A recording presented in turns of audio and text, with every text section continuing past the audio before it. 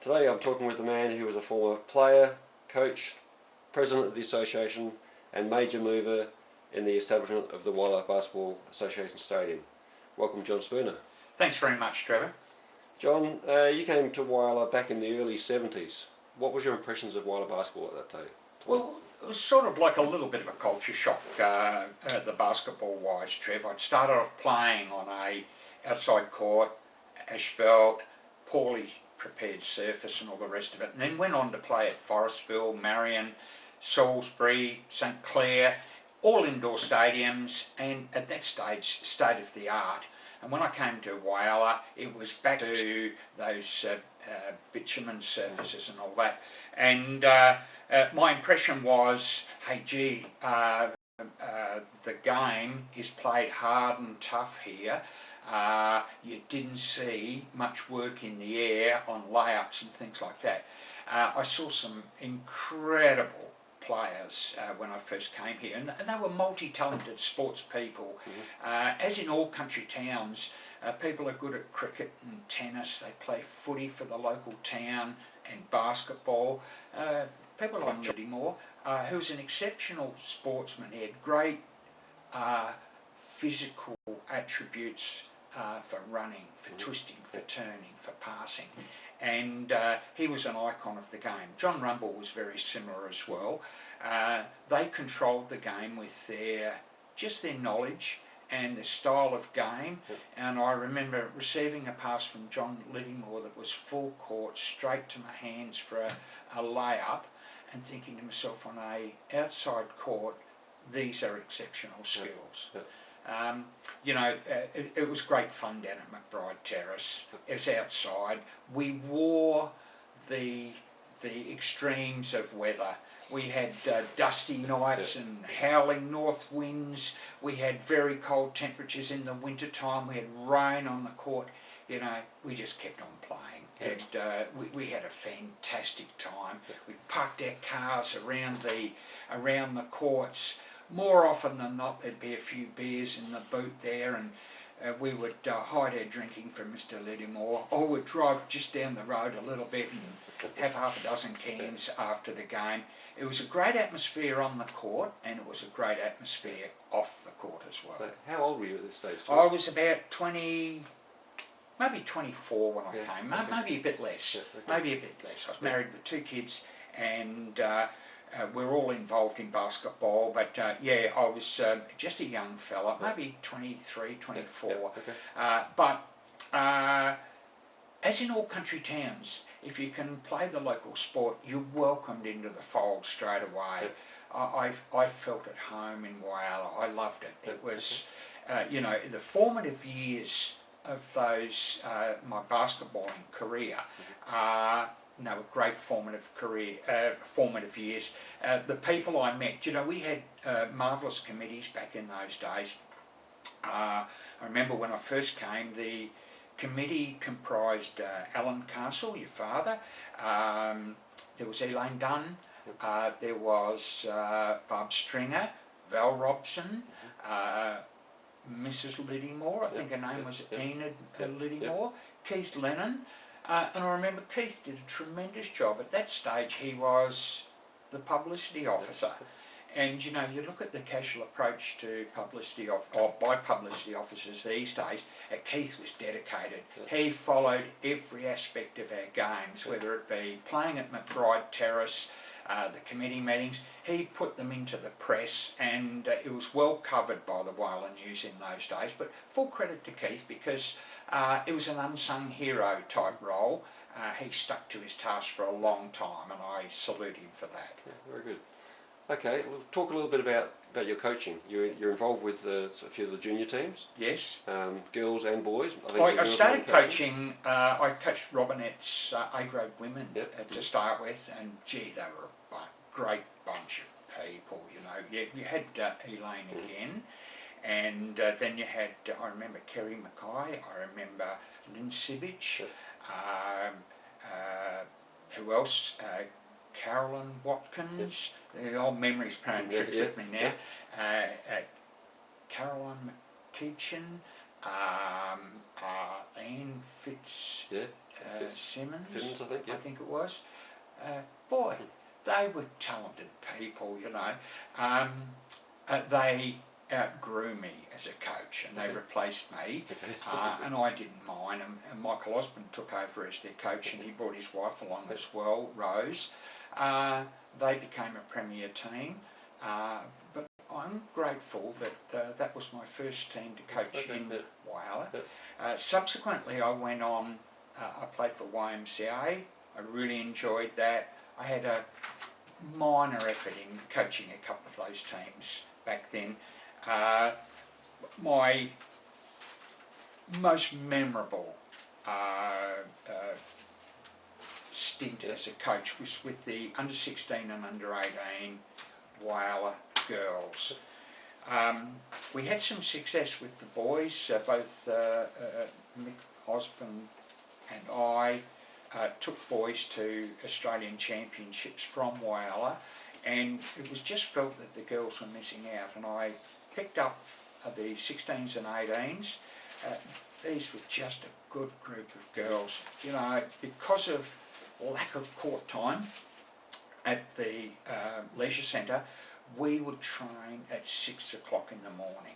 Without fail, those girls would come to training, they'd be there on time, a credit to them and to their parents. Now within that group of under 16, 18 girls, there were probably 18 of them, without a shadow of a doubt, without any doubt whatsoever, they were at training. And they listened, they learned.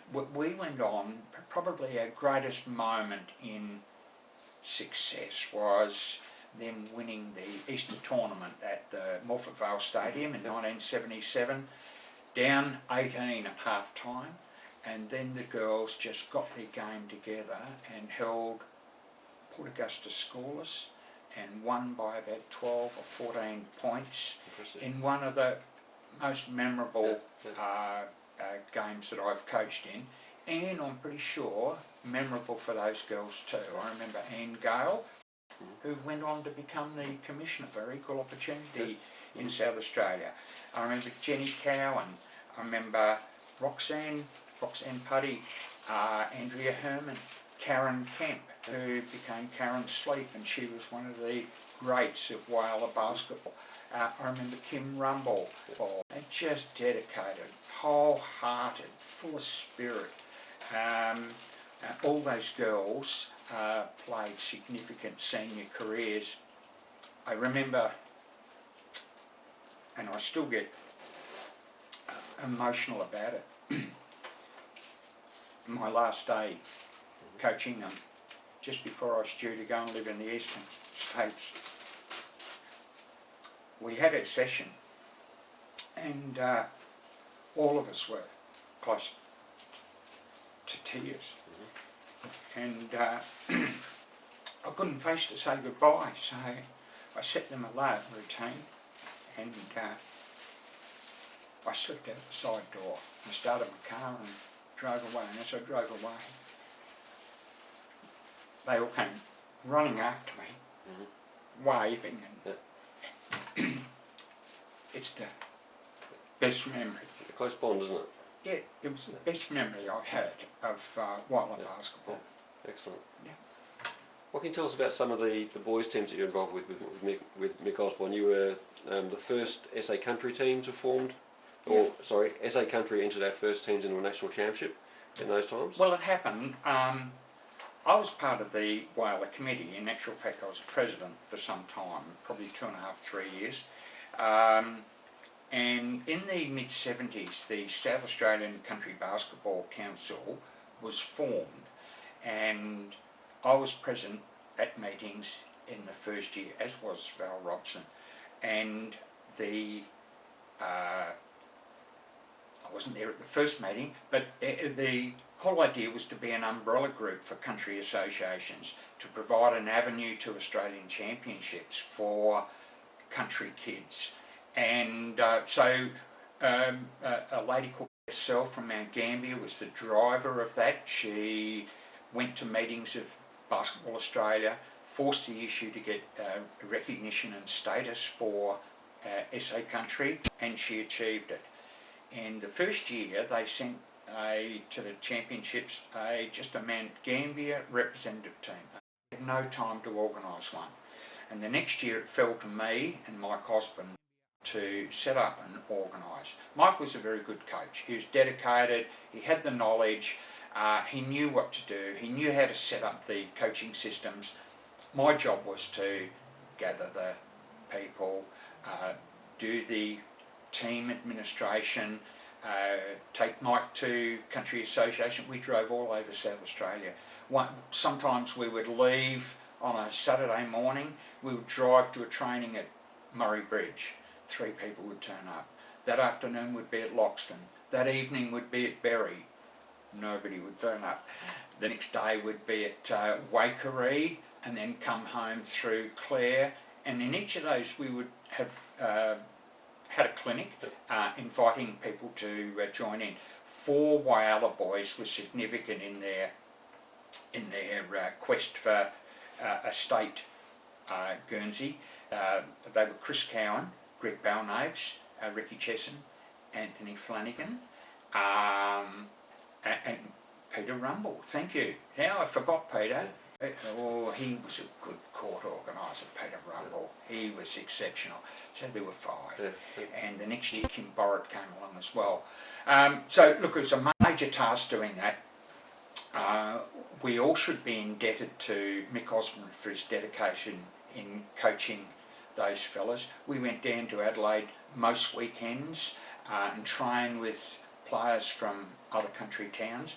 I remember I owned a Charger in those days. I remember going to pick up Chris Cowan from his house, and I had 4 boys in the back of the car, and I think you were one of them, Trevor. And I knocked on Mrs. Cowan's door and I said, I'm here to pick up Chris to take him to Adelaide. And she looked at the car and the drive and she looked at me. She said, my son is not going to Adelaide with you in that car. Needless to say, he did go. And we had a great time, and they were good people. What they learned at the Australian Championships, being involved with the state team, they brought back to the local association, and they became young icons of the game. And you know, we'd had the greats in past years. We'd had the likes of Graham Stringer and Dougie Matchett. Good fellas. I'm still great friends with Graham Stringer, who had a role to play. They never missed representative games. They stood up for their club teams. Football was important to them, but so was basketball. But we'd moved on to a new era, and these new young fellas, Chris Cowan leading the pack, just changed the style of the game, and it's just a new energy there. And they played together, much to the disquiet of their club teams. But they played together in the men's A grade, and I'm pretty sure they won quite a few premierships.